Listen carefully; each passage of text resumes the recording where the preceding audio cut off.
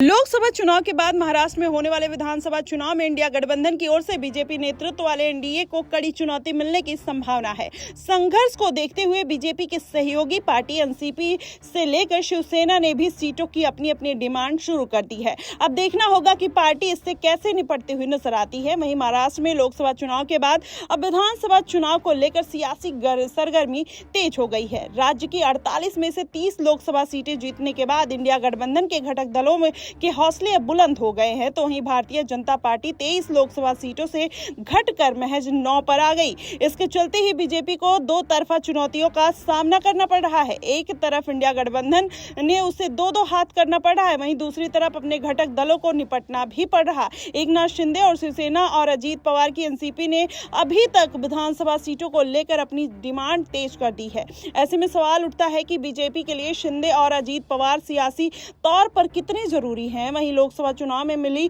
शिकस्त के बाद बीजेपी के लिए महाराष्ट्र विधानसभा चुनाव में सत्ता को बचाए रखना बड़ी टेंशन की बात मानी जा रही है। ऐसे में बीजेपी को अपने सियासी समीकरण को दुरुस्त करने के लिए पार्टी के आंतरिक मतभेदों को दूर करने से लेकर एनडीए गठबंधन के सहयोगी एकनाथ शिंदे की शिवसेना और अजीत पवार की एनसीपी के साथ तालमेल बिठाकर चलना होगा। सूबे के सियासी समीकरण को देखते हुए बीजेपी को अपने दोनों ही सहयोगी दलों को साध कर रखना उनकी मजबूरी नहीं बल्कि सत्ता में वापसी के लिए जरूरी बन गए हैं। वहीं महाराष्ट्र के मुख्यमंत्री एकनाथ शिंदे अपनी डिप्टी देवेंद्र फडणवीस और अजीत पवार के साथ उनकी पार्टियां शिवसेना, बीजेपी और राष्ट्रवादी कांग्रेस पार्टी भी एनडीए गठबंधन का हिस्सा है। कांग्रेस पार्टी भी एनडीए गठबंधन के साथ रहेगी। दूसरी ओर कांग्रेस ने उद्धव ठाकरे की शिवसेना और शरद पवार की एनसीपी के साथ हाथ मिला रखा है, जो इंडिया गठबंधन का भी हिस्सा है। महाराष्ट्र में हाल में हुए लोकसभा चुनाव में इंडिया गठबंधन के शानदार प्रदर्शन किया था। अगर देखा जाए तो महाराष्ट्र में इंडिया गठबंधन से विधानसभा चुनाव में बीजेपी नेतृत्व वाले इंडिया को कड़ी चुनौती मिलने की पूरी संभावना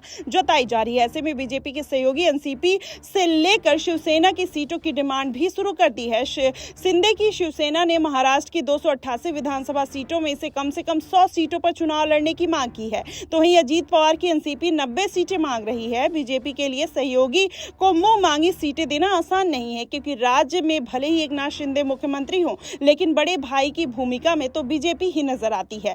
ऐसे में राज्य में 105 विधायकों के साथ 288 सदस्यों वाली विधानसभा में बीजेपी सबसे बड़ी पार्टी होने के बावजूद पार्टी के नेता यह जानते हैं कि गठबंधन सहयोगियों के साथ सीटों का बंटवारा एक मुश्किल मुद्दा बन सकता है। अजीत पवार और एकनाथ शिंदे भले ही लोकसभा चुनाव में बहुत बड़ा करिश्मा ना करके दिखा पाए, लेकिन विधानसभा चुनाव के लिए काफी अहम माने जा सकते हैं। वहीं बीजेपी को दोनों सहयोगियों में से एक भी दल अगर साथ छोड़ता है तो विधानसभा में उनकी मुश्किलें खड़ी हो सकती हैं। और क्योंकि इंडिया गठबंधन के तीनों सहयोगी एकजुट हैं, लोकसभा चुनाव में बीजेपी अगर शिंदे और शिवसेना अजीत पवार के साथ मिलकर इंडिया गठबंधन को चुनौती नहीं दे पाई तो विधानसभा में सहयोगी दलों के बिना ही लड़ना महंगा पड़ सकता है। राज्य में कांग्रेस, उद्धव ठाकरे और शरद पवार के बीच सियासी केमिस्ट्री काफी बेहतर दिख रही है और 2024 के विधानसभा चुनाव में से एक साथ उतरने का प्लान भी बनाया है। ऐसे में महाराष्ट्र में कुछ अगले महीनों में होने वाले विधानसभा चुनाव की तैयारी के लिए बीजेपी बुधवार को अहम बैठक कर रही है, जिसमें सीट शेयरिंग को लेकर